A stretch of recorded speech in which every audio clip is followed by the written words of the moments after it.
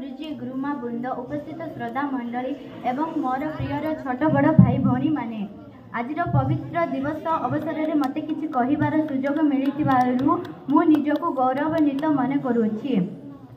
गुरु हेउछि दुईटी अक्षरर समाहार। गुरु अर्थ अंधकार, रुर अर्थ हेउछि ज्ञान। अज्ञान रूपक अंधकार जी आमको मुक्ति करी ज्ञान रूपक आलोक प्रदान करिसंती से होचंती गुरु।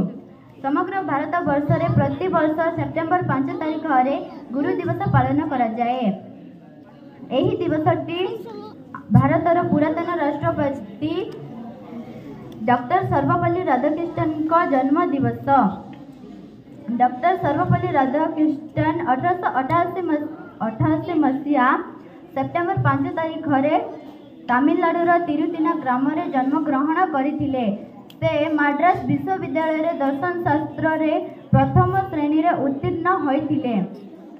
1909 मसीहा रे प्रथम थर मद्रास प्रेसिडेंसी कॉलेज रे अध्यापक होइथिले।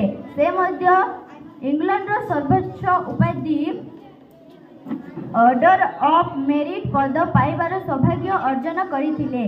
से ज्ञानी योगी और आदर्श गुरु थिले। से गुरु मानक प्रति सम्मान प्रदर्शन करने निमंते तांको जन्म दिवस को गुरु दिवस रूपे पालन करा जाए। से दिन ठारू तांको जन्म दिवस को गुरु दिवस रूपे पालन करा जाए। तांको प्रति एवं समस्त गुरु प्रति सम्मान प्रदान करा जाउची। आम मनरे थिबा श्रद्धा सम्मान और भल पाइबा को देखैबा पाई एही गुरु दिवस हेउची उत्तम माध्यम।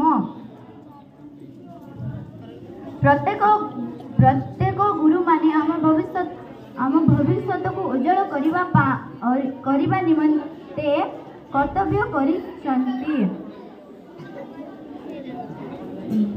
सेमाने आमको मनीष हेबारे साहाय्य करिसंती।